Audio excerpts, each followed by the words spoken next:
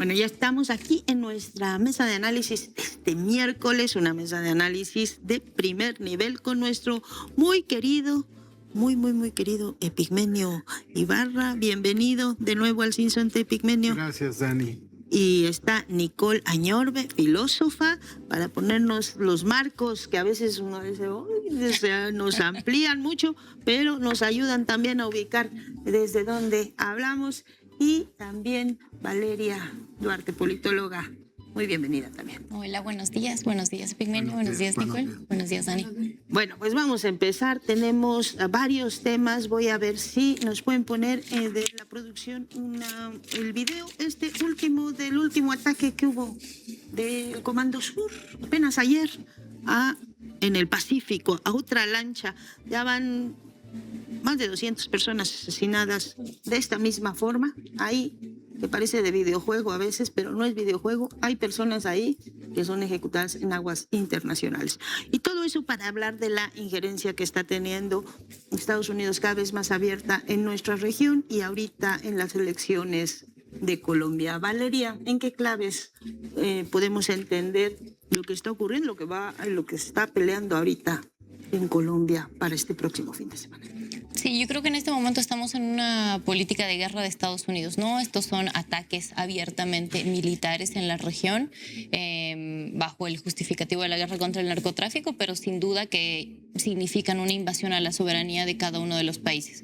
Tenemos distintos tipos de injerencia política en este momento, los económicos, que es la extorsión que está haciendo Estados Unidos constantemente a los países por si, no votan a sus candidatos, la injerencia política que abiertamente Donald Trump dice a quién votar, en cada uno de los países, y bueno, la militar, que es la más explícita. En realidad todas están siendo explícitas, probablemente la más dura, ¿no? Porque también habla de persecución y estigmatización a los distintos, no solo militantes, no solo afines con los proyectos políticos de izquierda, sino también ya contra presidentes y presidentas de la región. Entonces se está acrecentando esta injerencia y ahí vemos otro tipo de países como los de México, Brasil y Colombia en este caso, que justamente están luchando, digamos, por mantener la soberanía y la defensa de los territorios, pero también la autodeterminación, que ha sido uno de los grandes logros que hemos tenido en el siglo XXI. ¿Qué caracteriza a América Latina a lo largo de su historia? Que somos países independentistas, es decir, nosotros nos hemos liberado de la colonia. Esa es una de las características más importantes que tenemos como región y por eso es tan importante también cuidar eso.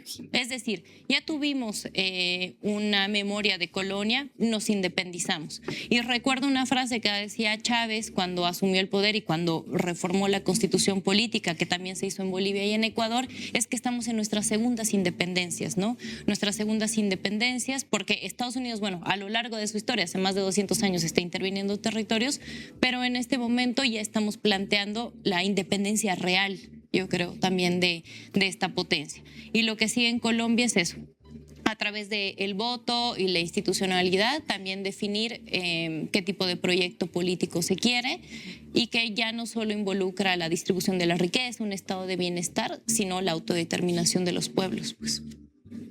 Epigmenio, vimos en estos meses pues como un plan un poco telegrafiado, decíamos, van a querer intervenir en las elecciones de Colombia.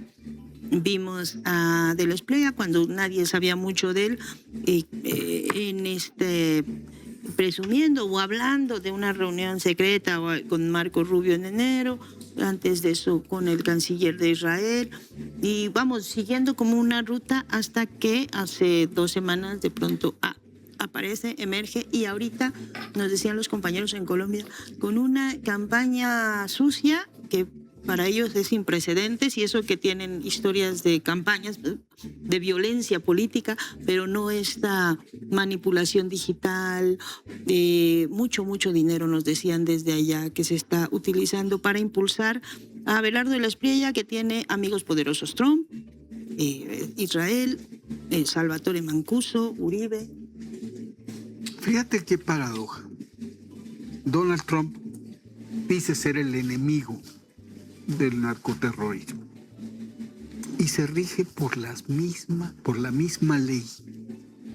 ¿Cuál es la ley del narco? ¿Plata o plomo? ¿Cuál es la ley de Trump? hoy en el mundo. Plata, te quito la plata o te compro a billetazos o te aviento misiles. No hay alternativa. Tu voluntad no te pertenece. Soy yo quien decide el destino del mundo. Ese es mi destino manifiesto. Esta doctrina decimonónica de este país que nació para ser potencia y que para lograrlo nos robó 2 millones de kilómetros cuadrados en una guerra de saqueo que no tiene héroes, que no se enseña en las escuelas de los Estados Unidos, que no tiene monumentos, porque es una operación brutal de saqueo, que el propio Grant, parte de las fuerzas que intervinieron en México en aquel entonces, condenó como la guerra más inmoral que había visto. Y vaya que Grant sabía de eso. Entonces, en Colombia estamos viendo, y en América Latina veremos mientras este gobierno continúe, la aplicación estricta de esta ley. ¿Qué aprendizajes además nos debe dejar esta historia de Colombia acá en Brasil? En Brasil ya están tomando medidas desde distintas áreas y eso lo vamos a platicar ahora. Pero, Nicole, te quería preguntar, y en México también, por cierto, con esta la ley, Constitución, con la ley ya es Constitución, ya es ley. no sea injerencia, o sea que no se permite injerencia extranjera en las elecciones, eso también ya son medidas que van tomando los países porque estamos viendo lo que está pasando, pero ¿qué implicaciones? Sabemos que el objetivo final pues está relacionado con los recursos naturales de toda la región, tener dominio político, pero sobre todo tener el control de todos nuestros recursos. Anunciadísimo desde hace mucho tiempo, nada nuevo, aunque ahora parece que es un poquito mucho más evidente que en otros momentos. Nicole. Lo que pasa es que conforme los movimientos del modo de producción capitalista, o sea, esto Marx lo checó desde El Capital, o sea, se percató de estos movimientos contradictorios en el despliegue del modo de producción capitalista, donde pareciera ser que se atenúa o se hace menos evidente la barbarie por ciertos periodos, pero necesariamente se regresa al estado de barbarie. ¿Y qué es lo que moviliza en todo momento? O sea, el fin sin fin de las relaciones de producción capitalistas es la acumulación de riqueza. No importa la vida, no importa el disfrute, no importan los sueños, el porvenir, no importa nada. Las relaciones de producción capitalistas consisten en la acumulación de riqueza a costa de lo que sea. Ahora bien, hay momentos en los que la clase obrera pone un tope, sea legislando la jornada laboral, sea prohibiendo el trabajo infantil, sea pidiendo más derechos laborales, como que es un contrapeso. Porque al final, el cuerpo del obrero, la naturaleza también, son absolutamente sacrificables, descartables. Pero está ese freno. Sin embargo, reforma, ayuda a reformar, que es lo que hemos visto, o sea, a lo largo o sea, creo que es muy evidente en el siglo XX con los movimientos obreros. Estira y afloja. Ahora bien, ante la crisis del modo de producción capitalista en las últimas décadas, ¿qué es lo que pasa? Que ahora se agudiza la barbarie y se hace más evidente que en otros momentos. O sea, Estados Unidos, de ser menos claro con sus intenciones, hoy día Trump con la mano en la cintura dice: yo lo de Venezuela lo hizo por el petróleo. Y quien no quiera, ahí les va. Y ataca a diestra y siniestra. Y el derecho, vuelve a bombardear y el derecho internacional venezolano sin que nadie le diga nada. Y nadie lo va a hacer. Y así como Israel bombardea todos los días Gaza y Líbano, y nadie va a decir absolutamente nada más que unos cuantos. Entonces, ese es el gran vaivén entre las tendencias del imperialismo, pero al mismo tiempo tenemos un repunte en el nacionalismo, porque todo esto lo está haciendo Donald Trump bajo la bandera de es necesario para salvaguardar la existencia de Estados Unidos. Entonces es un vaivén muy raro, donde hay un imperialismo, pero al mismo tiempo movilizado por el nacionalismo. Entonces, estamos en una época de contradicción donde la barbarie cada vez está más desnuda. Bueno, la barbarie va desnuda y sociedades que de pronto, y esa es pregunta para todos, no, se nos ha corrido el sentido común hacia ciertos lugares, porque Abelardo de las Espriella en su primera vuelta tuvo 10 millones de votos. Un hombre que tiene relación abierta con paramilitares, Salvatore Mancuso, ahí decía, somos amigos desde la infancia, que ha sido abogado de narcos, que los narcos lo han acusado de estafarlo, que ha reconocido que mataba gatos, que les ponía pólvora para que explotaran los gatos de niño y que eso le divertía, que ha dicho que, bueno, que a las mujeres que las han matado por temas de celos, bueno, pues es que sí, también ni modo que haces, que dice abiertamente él y su esposa que no vivían en Colombia, que no viven ahí y que además, pues si pierden, no importa porque ellos de todas maneras viven en otro lugar. 10 millones de votos. O sea, ¿cuál es el aprendizaje que nos deja eso? Porque más allá de los proyectos políticos, más allá de las cosas que sí ha hecho bien el gobierno de Gustavo Petro, ahí hay algo que está capitalizando un sentimiento y un sentido común que para mí es absolutamente poco sentido común, pero bueno, hay gente a la que eso le hace sentido. Sí, a ver, digamos que electoralmente justo estaba viendo unos datos que guardé para otra mesa, y la participación en la primera vuelta en comparación con las anteriores elecciones en Colombia de la derecha fue de 11 millones. Entonces estamos hablando que existe un sector conservador en todas las sociedades, pues que siempre va definiendo y busca persistir con el statu quo de esta dinámica de poder, de política, de sociedad, con esta estructura conservadora y demás, ¿no?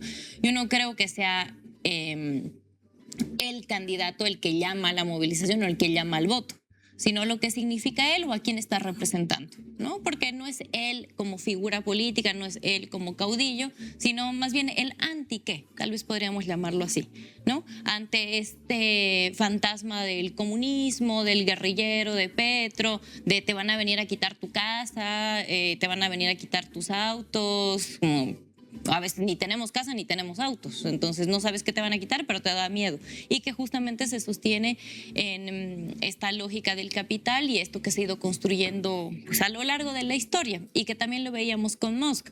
Es decir, esta admiración por el rico, por el dinero, por el tener, por el echarle ganas a la vida y que sí te va a ir bien, pues son lo que representan este tipo de perfiles, ¿no? La familia tradicional, el patriarcado, el capitalismo, y que probablemente lo esté diciendo, y esa es la crítica que nos hacemos internamente desde la izquierda, ¿no? De esta superioridad moral, hablar de las personas, que por qué no piensan que hay un explotador, pues que está ahí. Que esa no es la discusión, ¿no? En realidad nunca va a ser esa la discusión cuando se va a votar, sino los sentimientos, las emociones. ¿Por qué Espriella tiene esos 10 millones todavía? Porque siguen representando al uribismo, siguen representando a la derecha, al conservadurismo, y hay parte de la sociedad que todavía se identifica con eso, o que tal vez tiene miedo de llegar al comunismo, que no existe en este momento, que no se está planteando tampoco, pero es ese fantasma que siempre te van creyendo, el enemigo interno, el chivo expiatorio. Y creo que hay que disputarlo ahí, pero desde otro punto, de decir, ¿cuáles son los vínculos que tiene el Espriella con el narcotráfico? ¿No? ¿Cuáles son los vínculos que tiene el Espriella y por qué Noboa, el presidente del país principal exportador de cocaína, lo está apoyando? Porque el Espriella es el candidato de Donald Trump, que es un pedófilo y que además se manda guerras en todo el mundo. Entonces creo que va por ahí la discusión. ¿Estamos apoyando a estos proyectos que quieren acabar con la humanidad o proyectos que están dando cierta estabilidad a la sociedad? Creo que ahí debería ir la discusión antes que nada. Epigmenio, tú has conocido, visto, has hecho telenovelas, conoces muy bien la política mexicana y también a la sociedad mexicana, donde por lo menos hasta ahorita, por más que se junten Ricardo Salinas con Vicente Fox, hasta ahorita, y lo que vimos ayer en las encuestas, Claudia Sheinbaum se mantiene con 70% de popularidad. No se ve en este momento un riesgo, es una presidenta popular, fuerte. Pero bueno, pues si se pierde Colombia y si se pierde Cuba y si se pierde Brasil, bueno, México quedaría aquí como una isla, tampoco, o sea, hay una cosa que solos de por sí nadie puede solo contra Estados Unidos, pero si nos quedamos aislados es un riesgo en términos, digamos, regionales también para nosotros. Fíjate que me voy a hacer un poco para atrás. Hace mucho que no voy a Colombia, pero cubrí mucho Colombia. Estuve toda la guerra de los extraditables. Vi cuando Pablo Escobar hizo de la dinamita la bomba atómica del pueblo. Vi atentados brutales. El ser humano, dice Hillman, un psiquiatra en un estudio muy provocador, tiene un amor terrible por la guerra. Y tiene una fascinación morbosa por los tiranos. Y hay momentos en la historia, la República de Weimar, en donde las secuelas de una guerra terrible marcan a una sociedad. El caos impera. Es un desorden brutal. No hay expectativas y hay alguien que dice yo. Y no me voy a detener ante nada. Y voy a cortar las cabezas que sea necesario y voy a eliminar, y lo dice en Mi lucha, en su primer libro, en sus primeros discursos, voy a eliminar a la raza judía de la faz de la tierra. Paz. Anunció el holocausto y la gente votó por él. Bukele, viniendo en un país en guerra, que entra en un proceso de vida democrática, gana la derecha, gana la izquierda. Y Bukele, que viene de la izquierda, se da el giro y dice, mano dura, corto cabezas. Lo mismo que hizo Calderón aquí. Entonces, esa fascinación morbosa por los tiranos se exacerba en los sectores más conservadores y se trasmina a los sectores con menos educación y a los que menos ha tocado un discurso distinto. Porque aquí sí viene la bronca de quién comunica qué, a qué está expuesta la gente. En México tenemos una condición distinta. Primero, tú hablabas de la segunda independencia, aquí vamos en la cuarta. Colombia no tuvo una revolución social. Y casi, más bien ningún Colombia país, ¿no? sigue siendo un gobierno secular. Colombia, las relaciones con la iglesia permanecen y el peso de la iglesia católica es brutal. Aunque no hay tantas iglesias en las calles de Bogotá como en las calles de México. Y menos en Puebla. Pero no hubo reforma. Sí, al Estado. Aquí hubo reforma. Y nosotros tenemos a los Estados Unidos allá. Y Revolución Popular. Y tuvimos una revolución social, la primera del siglo XX, y tuvimos reforma agraria, y tuvimos muchas cosas. La enumeración que hace López Obrador de las transformaciones no es una cosa arbitraria, es una cosa profunda, que nos habla de las diferencias. Por eso México no es tan fácil para la derecha. Les acaba de fallar, se quedaron con las ganas. Ricardo Salinas iba a quitar el saco, aparecer en camiseta mientras había explosiones y muertos en las calles para decir yo soy el salvador de la patria. Y aquí mano dura para sacar a los zurdos de mierda. Ese era su discurso.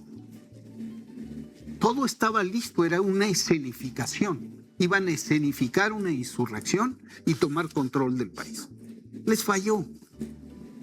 Siempre piensan que son otros. O son los Marines o son quienes protestan en las calles y caen víctimas de la represión. No hubo represión. Y Ricardo Salinas se quedó con su discurso y se ganó un mote que lo va a acompañar toda la vida. Entonces, aquí es más difícil que entre, pero aquí hay que jugarse la vida en las urnas. Ergo, pueden entrar. No pueden entrar, vamos. Tienen derecho porque pueden organizarse, pueden... El reto es que entiendan que de eso se trata, pero no lo van a entender. Entonces van a recurrir a la compra de votos, van a recurrir a las operaciones de propaganda negra y van a recurrir a Trump. A Trump, y como ya lo intentó hacer Bolsonaro, como lo ha intentado hacer María Corina Machado, como lo ha intentado Bertón. Mira, vamos a ver un video, justo ahorita que estabas hablando de los extraditables, de un personaje de esas épocas de Colombia que estábamos viendo aquí hace unos días, Carlos Leder, que sale... Colombia soberana, disfrutando la libertad de la República y el civismo en honor a nuestros futbolistas, hombres grandiosos, a nuestra libertad, a nuestros fanáticos del fútbol. Les digo que ponerse la camiseta de Colombia es un lujo, es un privilegio y debemos todos colocárnosla y disfrutarla. Ser colombiano es un grandioso honor y portar la camiseta de nuestros futbolistas y el símbolo, el enigma de nuestra patria es formidable. Disfrutemos y comparemos y perseveremos con nuestro fútbol, siguiéndolos, respaldándolos, porque recordemos que en la República de Cuba no hay liga de fútbol, no hay liga de fútbol desde hace 60 años. La gente en Cuba no puede disfrutar el fútbol que disfrutamos en Colombia libre y soberana. Yo he retornado a mi origen y he tomado decisiones sumamente serias. Mi decisión es de que nos veamos en las urnas el 21 de este mes para votar por el candidato que más creamos puede dirigir el futuro de la Colombia soberana y libre. Pablo Escobar, Y bueno, no dice el nombre. Pablo Escobar estaría votando, estaría haciendo campaña por Verles Prieto. Totalmente. Porque este señor que acabamos de ver era un connotadísimo traficante de cocaína. Y que ahora es un humilde escritor y tiktokero que no dice el nombre, pero sale ese video en un contexto en el que se estaba utilizando e identificando mucho la camiseta de Colombia. Esto ya, ahorita hubo una definición de que no lo utilicen en actos de campaña después, pero lo estaban instrumentalizando en favor de Abelardo de la Espriella.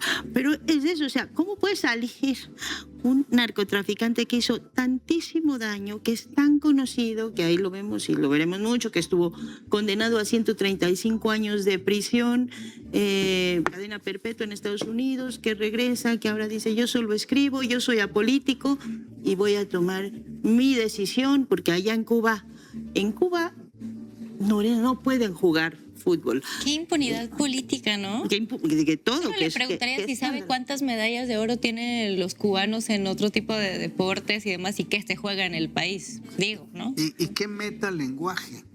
Lo que está diciendo, su presencia es, te pueden condenar a 135 años, pero si estás del lado correcto, vas a salir y estar como yo de tiktokero.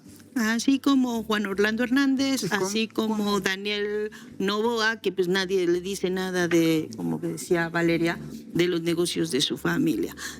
Nicole, en términos sociales, ¿cómo entendemos eso? Porque además, si uno ve los comentarios en el video, bueno, un montón de gente diciéndole, entendimos el mensaje, y ya vamos por allá, muy bien. Y uno se dice, pero ¿cómo? Miles de personas diciendo, sí, y yo lo admiro tanto porque se ha logrado reponer de un cáncer y ahora es un humilde escritor, tiktokero. Creo que, o sea, en las mesas en las que he estado, este tema sale bastante respecto a el desear tu propia represión. Que si a alguien le interesa eso, por ejemplo, Deleuze y Guattari lo abordan genialmente en 1000 mesetas. Pero también ahí añadiría un punto que creo que es fundamental. y es el patriarcado. O sea, ahorita que Pigmenio tocó el tema de la guerra, o sea, considerar que es natural al ser humano el desear, el querer la guerra, me parece que ahí más bien es algo que está atravesadísimo por el patriarcado. O sea, es producido por... Y uno lo nota, o sea, incluso vámonos a lo más simple. Esta cosa rara que tienen los incels respecto a figuras como Elon Musk, como Milei. Hay ahí un deseo de ser ese hombre potente, y al final que hay hombres absolutamente empequeñecidos. Entonces considero que no se puede abordar colonialismo sin capitalismo y sin patriarcado. O sea, ese es el trinomio: capitalismo, colonialismo, patriarcado, en cada una de las relaciones. Entonces, el querer tu propia represión, el querer esta intención bélica, este deseo bélico, también está atravesado por el patriarcado. Fíjate que dices una cosa que es muy interesante, porque también Trump es un mensaje. Claro, yo soy el gran macho, claro. Pues yo soy el depredador. Y se nota, o sea, la extrema derecha lo que representa, por eso es que siempre regresa a la familia tradicional, como decía Valeria, precisamente porque la familia tradicional es el pináculo del capitalismo, y eso lo dijo Engels. O sea, la familia subsumida al capital, ¿qué es? La madre, la mujer que pare obreros para el sistema. Y para él, ¿no? Para su patrón hombre dentro de la familia. Patrón hombre, ¿Dónde puede justamente tener más poder un hombre que esté en la familia Exactamente, tradicional? entonces el obrero termina reprimiendo a su propia esposa en el hogar, y esa mujer, bajo condiciones como las de hoy en día, va a ir a vender también su fuerza de trabajo en algún punto, y además lo hace de gratis. Entonces es el pináculo. Por eso es que figuras como Trump, de este hombre potente, o sea, uno lee y pareciera ser que en serio hay un deseo, perdón que lo diga, pero homosexual, respecto a figuras como Trump. Cuando uno lee a quienes apoyan a Milei, a Trump, a Elon Musk, a Zuckerberg, o sea, hay un deseo ahí como extraño, un deseo reprimido, casi homoerótico, respecto a estas figuras de quisiera tener ese falo. Es la cosa magnética de la potencia. Sí, claro. Es eso. Pero lo que hay ahí es pura impotencia. Bueno, pues yo no sé eso. ¿Sabe por qué? Porque una vez una periodista muy famosa en un taller nos decía: hay dos cosas con las que no se pueden meter cuando hablan de gente relacionada con los narcotraficantes: con su familia y con su virilidad, ¿no? Entonces, porque ahí es un elemento de riesgo cada vez que se meten. Entonces me acordé ahorita. Pero volviendo al tema de lo que decía Pigmenio, Valeria, el tema de aquí en México no han entrado, pero pueden entrar. Pueden entrar incluso desde dentro, que ese es uno de los riesgos. Parece que por afuera no entran. El ejemplo más claro es el del correísmo. Por afuera no podían entrar, pero entró por adentro. En Bolivia también pasó, ¿no? Sí. Bueno, creo que México y Bolivia tienen ciertas similitudes, y cuando Pigmenio habla de las independencias o las revoluciones que tuvimos, nosotros también tuvimos esos procesos. Es decir, la revolución agraria, la revolución del 52 en Bolivia, fue la segunda después de la mexicana que tuvo tanta contundencia, ¿no? El voto universal, la toma de la tierra, acabar con el feudalismo, el nuevo sujeto histórico que podía participar ahí, pero que seguían gobernando las élites, pues, ¿no? En la política tradicional. Creo que en México pasó algo similar. Todavía estaba este grupo de concentración del poder, y que justamente cuando llega Andrés Manuel le dice: separemos el poder económico del político, se plantea otro tipo de discusión, que a nosotros nos pasó con el Estado plurinacional. ¿Quiénes tienen que gobernar? Los indios, ¿no?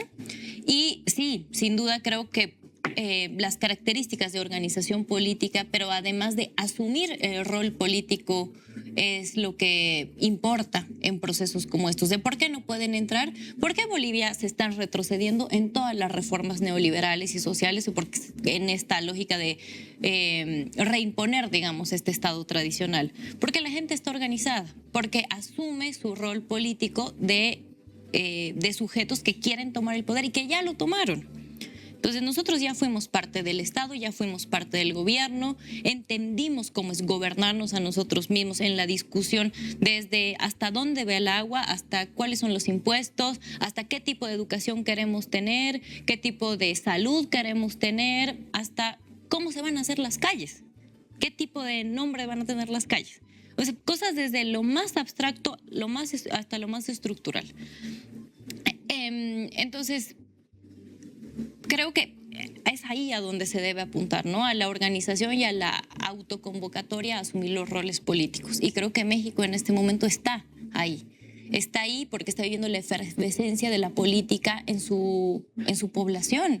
Se indigna con lo que pasa, se indigna con la política injerencista, se apropia de la política soberanista, sale a las calles a defender su proyecto político, pero como bien mencionaba Epigmenio, también pueden entrar por esas rendijas que son la votación. La gente sí puede votar a algo distinto, pero no hay que dejarnos engañar en que todo sea solamente el voto electoral. Hay un montón de factores y frentes que no los discutimos y que en Colombia se están evidenciando. El hecho de las redes sociales, cómo influencian lo cotidiano. Las fake news, que ya lo veíamos hace una década, pero ahorita ya tienen otro nivel, que eso cambia el sentido común de la población. El bloqueo mediático es real. En Bolivia, en las elecciones del 2019, cuando inició, después del golpe, Meta bloqueó todos los servicios de comunicación. La gente no podía comunicarse y apenas subías algo a tus redes, te lo bajaban y te censuraban. Entonces tenían que encontrar otra forma de alertar sobre lo que estaba sucediendo, y si no hubieran sido por los medios alternativos de la región, no hubieran pasado muchas cosas. Y creo que en Colombia está sucediendo lo mismo, y en México también puede pasar. El bombardeo mediático. El otro día, no sé si a ustedes les pasa que guardan en su celular, no sé, pues a alguien que no es su contacto frecuente, es decir, la señora que me corta el cabello, ¿no? Entonces lo guardas en el celular para mandarle un WhatsApp. Y luego se te olvida y lo tienes ahí, ves los estados. Bueno, me pasó eso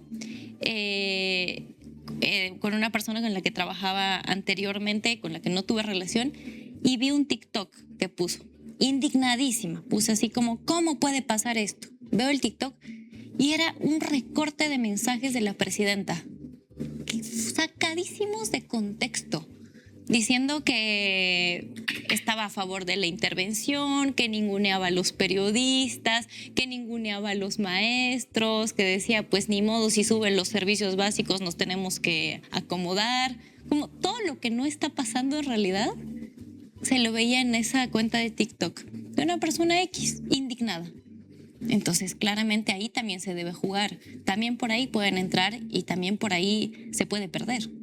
Ahí está. Y voy a entrar a un tema con eso, un tema siempre escabroso, porque uno dice, bueno, una cosa que sí ocurrió aquí fue la reforma al Poder Judicial, que ha sido fundamental y va a ser fundamental en los años que vienen para intervenciones. Hoy lo que estamos viendo en Brasil es el tribunal, digamos, su Suprema Corte, diciendo: señor hijo de Bolsonaro, usted fue a pedir ayuda a Estados Unidos para que nos pongan aranceles, se va a la cárcel. Pero es un poder judicial que tiene ese poder. Entonces, tener un poder judicial que realmente no esté plegado a los intereses de estos grupos ha sido muy importante. Pero está el poder mediático, no solo el de los medios corporativos, está también todo el de las plataformas que no tienen ningún tipo de regulación. Fíjate que voy a dividir en dos.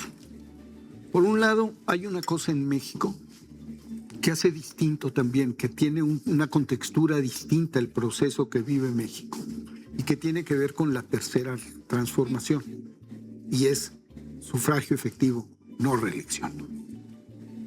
El embelezamiento con el poder de la izquierda produce un desgaste profundo y un deterioro de las relaciones entre la izquierda y su pueblo, e internamente, porque el pleito por el poder y el yo me quedo y el necesariato. Entonces, la gran lección de la cuarta transformación es que Andrés Manuel terminó y se fue a la chingada. ¿Por qué? Porque eso le da sentido real a la democracia. Pero está presente también de cierta No, forma en los imaginarios. No, en el imaginario, pero no está presente en la vida política. Y en algunos momentos se lanza unos mensajitos. Bueno, ha hecho dos cosas. Porque dijo, yo voy a romper, tal, pero no gobierna de atrás, ni es caudillo, ni toma decisiones. Eso es parte de la leyenda que le quieren hacer. Lo que es absolutamente radical y viene desde Cárdenas. Cárdenas termina y siendo el presidente más poderoso, general revolucionario, dice me voy a retirar a Jiquilpan. Incluso pensó irse a vivir a una isla. Tuvo un problema Cárdenas. Era general del ejército mexicano y viene la guerra y es convocado como ministro de defensa. Pero es la primera elección. Cosa que no hizo Juárez. López Obrador sí, es profundísimo. Eso explica que la cuarta transformación tenga otra cosa, porque se revitaliza y porque se juega la vida en las urnas. No apuesta a aplastar, sino dice, aquí todo el mundo tiene derecho. Acabamos de presenciar una sonada golpista armada con todo rigor. La vivimos. Y no hubo represión, hubo contención. Y así estuvimos de que hubiera una cosa gravísima. Porque si pueden, lo hacen. Les detuvieron los explosivos. 59 bombas estallando en los alrededores del Estadio Azteca. Imagínate el efecto. Entonces, las redes, la calle. Pero la contextura moral de un gobierno, como el de Claudia Sheinbaum, que dice, tú tienes los medios, tú tienes la plata, tú eres sucio, pero yo tengo principios. Nicole, vuelvo a la pregunta de los riesgos que puede tener lo que ha pasado en otros países, viendo qué aprendizajes tenemos unos de otros, cada uno con sus contextos locales, pero que justamente no entren por la vía de Salinas Pliego, sino entren por lo que dentro del propio movimiento, que es lo que ha pasado en otros países. Sí cabe la posibilidad, en cualquiera de las formas hay un límite para el reformismo en el modo de producción capitalista. Entonces sabemos que es un sistema de muerte que va a priorizar la ganancia sobre todas las cosas. Va a haber momentos en la historia, en su historia, donde va a ser esto más evidente y donde va a estar más censurado. Ahora bien, cuando este movimiento que vemos entre izquierda y derecha, mientras se trate de mero reformismo y no de una revolución, por ejemplo, como lo planteaba Rosa Luxemburgo en Reforma o Revolución, ¿por qué hace este análisis Rosa? Porque ella va a decir, es que mientras sigamos atorados en la socialdemocracia, todo va a seguir igual. Va a haber mejoras, pero esas mejoras van a tener límites y se va a volver al estado represivo más barbárico. Entonces, ahorita puede ser que haya reformas de un corte más a favor de la clase trabajadora, pero tienen un límite. ¿Por qué? Porque el sentido del modo de producción capitalista es que es necesariamente incompatible con la vida. No lo puedes humanizar, no lo puedes hacer tolerable por siempre. Entonces, se trata de cualquier partido de cualquier país, las reformas van a ser más tolerable lo invivible, pero al final sigue siendo invivible, porque el capitalismo va en contra de la vida misma. Entonces, uno podría pensar, no, pero en México aquí no va a llegar va a llegar necesariamente, porque va a haber un límite para las reformas. Mientras haya capitalismo, vamos a seguir atoradas en esta alternancia entre la reforma y la barbarie más evidente. Porque al final la infraestructura no se modifica. Y mientras la infraestructura siga siendo las relaciones de producción capitalista, se trate de socialdemocracia o se trate de un capitalismo más visceral, no hay oportunidad de transformación real. La única vía de transformación es la lucha de clases y por lo tanto la revolución proletaria. Entonces va a llegar la derecha. O sea, yo nací en el priismo, crecí en el panismo, de pronto ya está Morena, que es socialdemocracia, uno podría considerarla. Entonces, va a pasar, porque así se moviliza. Se deja el espacio para reformar y hacer más tolerable lo invivible y necesariamente tiene que llegar la represión y se quitan derechos.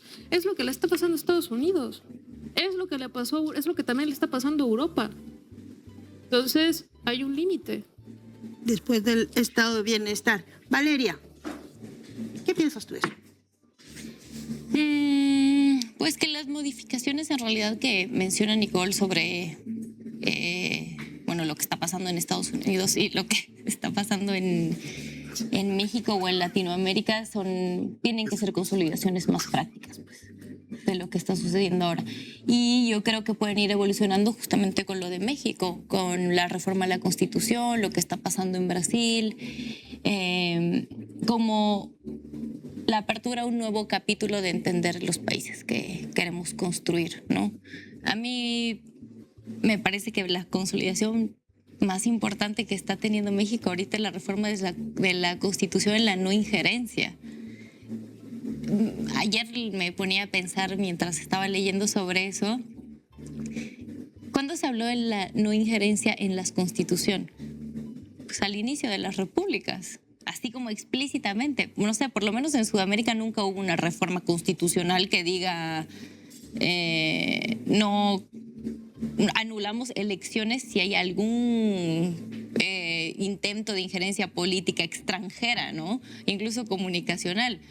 Solo me remitía a la traición a la patria cuando se estaba consolidando la patria, pero que es de inicios de la República, hace 200 años. Entonces creo que debería irse por ahí, no solo concentrarse en la distribución de la riqueza o el estado de bienestar, que me parece obviamente esencial para que también la gente genere conciencia y para que se apropie de los derechos, que se asuma como derechos los privilegios, en realidad, ¿no? Que también es la discusión, pero que se vaya un pasito más adelante y que se fortalezca en estos sentidos. O sea, no quiero caer tampoco en lo nacionalista de la patria y demás, pero como les decía en un principio, esta es una particularidad de la región y probablemente no patria como México, sino patria como región. No patria como Bolivia o nación como Bolivia, sino como anti-intervención de un agente extranjero que busca poner reglas, imponer, en realidad, imponer sentidos comunes, imponer formas de gobernar, imponer precariedades también por otro lado. Entonces creo que puede ir por ahí. No, me quedo con la pregunta y con la preocupación y vuelvo a la misma. Es una preocupación que, digamos, personal a partir de lo que he conversado con mucha gente que fuera de México nos dice México es un faro, México me dicen siempre las compañeras acá de otros países, hay que cuidarlo porque es como el espacio donde todo el mundo está viniendo a refugiar también, muy bien. Pero México será una isla en medio de un entorno totalmente adverso y de países doblegados por Estados Unidos. Fíjate que tenemos la suerte de tener dos liderazgos históricos excepcionales. López Obrador y Claudia Sheinbaum, que tienen un proceso de asimilación de la historia, que saben de marxismo, pero lo usan como herramienta, no el dogma. Y que conocen al dedillo la historia de México. Aquí tenemos una nueva constitución. Pero no se planteó, vamos a cambiar la constitución. que hizo Boric y fracasó. Sí. Porque se reconoce que es un proceso de acumulación histórica. Y aquí no hay esta visión maximalista, porque también se entiende lo que fue la guerra y nos costó 1 millón de muertos entender que tenemos que abrir espacio para vivir todos en este país.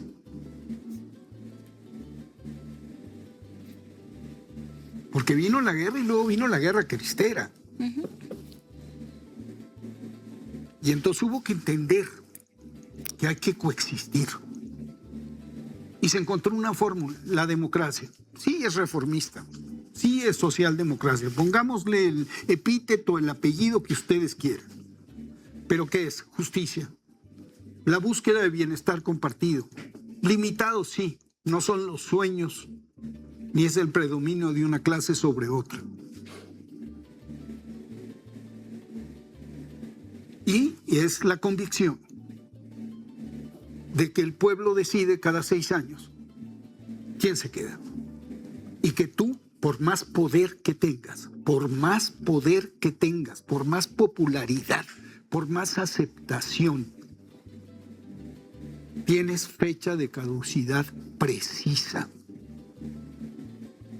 Bueno, estamos muy pronto para empezar a hablar de eso, pero la pregunta natural siempre después de esto es, bueno, ¿y quién seguirá después de Claudia Sheinbaum? Porque allí si no se construye algo, digamos, medianamente que puede seguir después de esos dos liderazgos. Estamos muy temprano, pero lo que sí es la lección, la vida en las urnas, no en las armas, en las urnas y por las buenas.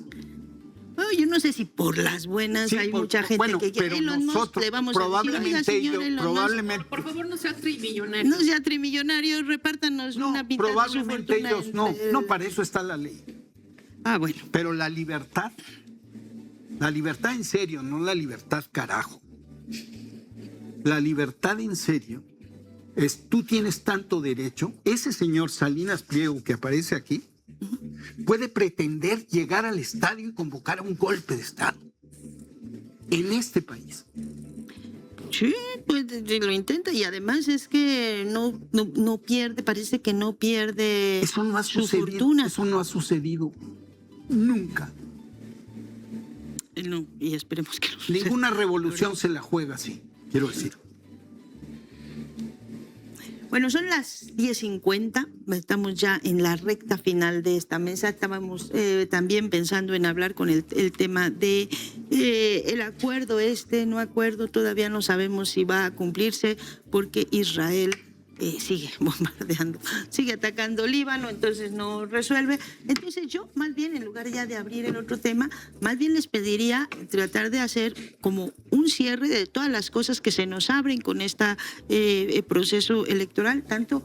Hemos visto varias cosas, estamos viendo lo que ocurre en Colombia, que creo que nos deja aprendizajes, lo que ocurre en Bolivia, que nos deja otros aprendizajes, lo que ocurre en Perú, que nos deja otros aprendizajes, y también lo que están intentando hacer, por ejemplo, Brasil frente a esos aprendizajes, lo que está haciendo México, una reflexión final en torno a la situación que estamos viviendo en estos momentos, un poco en modo de bola de cristal. ¿Qué podemos esperar para las próximas semanas? Nicole. En 1971, Powell, que después va a ser en el gobierno de Nixon y posteriormente también va a seguir ahí, va a estar en la Suprema Corte de Estados Unidos, le manda un memorándum a un colega suyo que era presidente de la Cámara de Comercio en ese momento, que se va a conocer como el Manifiesto Powell. ¿Sobre qué va este texto? Si lo pueden googlear, lo encuentran, lo pueden encontrar traducido o en inglés, lo que prefieran. Lo que le va a decir Powell a su querido amiguito Eugene es la continuidad del capitalismo depende de la intervención en todo el mundo por parte de nuestro gobierno. ¿Por qué? Porque este fantasma del comunismo es el gran peligro. Entonces, el liberalismo económico es la vía. ¿Qué tenemos que hacer? Acuerdos comerciales. O sea, ya no solamente llegar, invadir, intervenir, sino buscar la forma de acuerdos comerciales entre otros países e impedir que se desarrollen movimientos comunistas.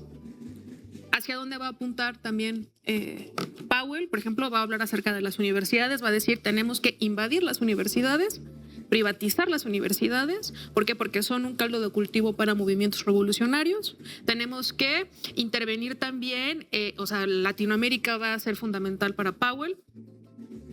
¿Y por qué? Porque como ya lo he dicho muchas veces, el perro guardián de las relaciones de producción capitalistas es Estados Unidos. El nacionalismo es un instrumento, una herramienta que permite la salvaguarda global de ese sistema. Entonces, ¿qué esperar? Una agudización necesaria de la barbarie. O sea, creo yo, o sea, lo pienso como marxista, que la barbarie que estamos viendo es apenas el comienzo de lo que está por venir. Entonces... ¿Cómo le hemos quedado que tenemos que tener optimismo en estas mesas? Pero ante esta barbarie, lo que nos jugamos, Dani, es el derecho al porvenir. El derecho de vivir en paz, del que nos habló en su momento Víctor Jara, ahí está. Entonces, tenemos que resistir inevitablemente, no nos queda de otra, no podemos bajar los brazos. ¿Por qué? Porque lo que está en juego es eso, es el derecho a soñar otros mundos. Sin embargo, sí hay que mentalizarnos de que lo que viene va a estar terrible. O sea, apenitas estamos viéndolo. ¿Por qué? Porque todavía el capitalismo está en crisis y una hegemonía como lo fue Estados Unidos está en crisis. El mundo está cambiando, la geopolítica está cambiando. ¿Ustedes creen que Estados Unidos va a dejarse morir así como así? No, va a hacer todo lo posible. Y por eso es que la urgencia de la defensa del territorio va a ser tan necesaria en el caso del narcoterrorismo, bueno, la narrativa del narcoterrorismo en Estados Unidos. O sea, yo sí considero que esa narrativa no es gratuita y que está acomodándose todo para un proceso de intervención más directo en el territorio, en México. Entonces, se vienen complicaciones. Epigmenio. Yo me voy a permitir una osadía, con todo respeto. Yo le diría a Iván Cepeda que no diga yo voy a ser su presidente, que diga yo quiero ser su presidente, luchemos y quiero ser por esto su presidente. Se necesita un llamado de alerta urgente. ¿Por qué? Porque votar por un tirano siempre es fácil. Ve las consecuencias. Argentina, Noboa. Votar por un tirano es fácil. Salir del tirano es extremadamente complicado y cuesta sangre. Y sufren generaciones las consecuencias. Pues Colombia tiene la posibilidad, y ahí sí coincido con Cepeda, de elegir entre la decencia o el crimen. El crimen es atractivo, ofrece soluciones rápidas. Lo otro es complicado, implica conciencia, implica trabajo, implica territorio, implica decencia. Y yo digo que a estas alturas del partido, otra lección de la Cuarta Transformación es que ha demostrado que no necesita ser obrero, campesino, estudiante.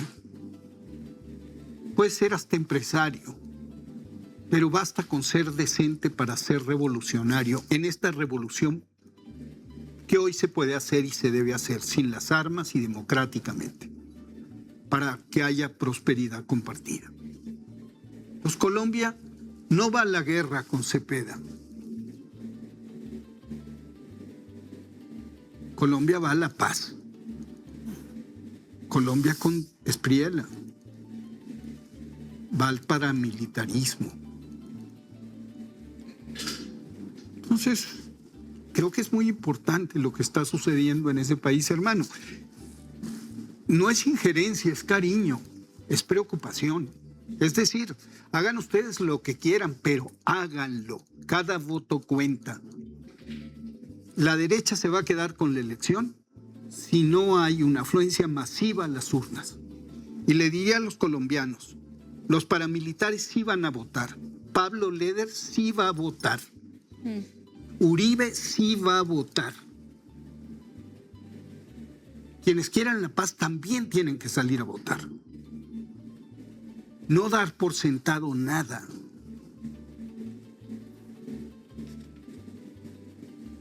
La victoria es fragilísima y difícil de conseguir y tiene que ser obra de todas y todos.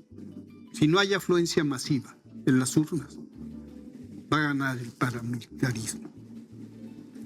Bueno, y eso también lo sabemos muy bien acá en México. Muchos años de cubrir esas elecciones para saber que con poca participación se mantienen los gobiernos Es por no autoritarios. Sí, totalmente. A ver, yo creo que hay que estar primero pendientes de lo que nos demanda la realidad y la actualidad, ¿no? Y hacer caso justamente a la acumulación histórica. Y parar las antenas y ver lo que realmente nos pide la sociedad, pues. Nos pide la sociedad desde la política, desde la comunicación, desde las ciencias sociales y entenderlo. Y así como mencionaba Epigmenio, pues también hay que, yo creo que a veces bajarle al victoricismo que a veces tenemos cuando creemos que hemos conquistado derechos. Porque probablemente se dan derechos, pero la gente luego no te va a votar necesariamente. Entonces hay que entender por qué no te vota, ¿no? Y luego que la intervención de Estados Unidos y de otros países existe mientras existan también operadores que sean ajenos a sus territorios, ajenos a su gente y que quieran prevalecer con su herencia de poder, como es el caso de Salinas Pliego, como es el caso de Espriella, como es el caso de Paz, de Noboa, que en realidad, o de María Corina Machado, o de Bolsonaro mismo, que en realidad, ¿por qué defienden a Estados Unidos? Porque son una herencia de poder acumulada que han sido respaldada por ellos. Entonces, mientras ellos estén ahí, mientras Salinas Pliego siga cumpliendo el rol de su padre en México, pues va a seguir abriendo una puerta para la intervención y para la ejecución de estas políticas. Y que no quieren que existamos personas que todavía estamos cuestionando por qué los pocos tienen mucho y los muchos tienen poco. Que eso significaría para ellos un atentado contra sus privilegios. Eso. Bueno, con eso nos quedamos. Todavía habrá mucho tiempo. Por suerte estamos en un lugar donde podemos discutir eso. No estamos ahorita en la situación de emergencia. No queremos llegar a esa situación de emergencia y ese es el motivo por el que convocamos a todos los sectores distintos de las distintas izquierdas a pensar en colectivo, a discutir qué cosas tenemos que hacer, porque efectivamente el escenario no es bueno, pero también, y eso ya no lo hablamos, hay resistencias, hay fuerza, hay gente que se está movilizando. Perú ha sido algo que nadie se esperaba. A lo mejor gana Keiko, pero bueno, más bien le dan la victoria a Keiko, pero al final de cuentas ya la reorganización es importante. Entonces yo le agradezco muchísimo a los tres estas reflexiones y pues ya nos vamos al comentario editorial.